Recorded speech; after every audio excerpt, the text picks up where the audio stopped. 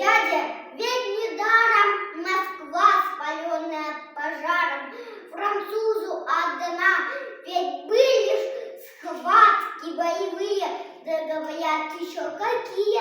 Недаром помнит вся Россия про день Бородина.